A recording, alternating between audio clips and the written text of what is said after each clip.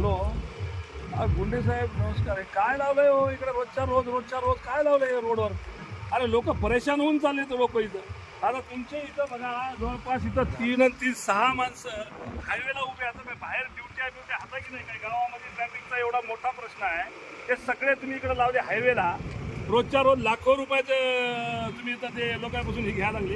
एक दिवस ठीक आहे, 2 दिवस ठीक आहे,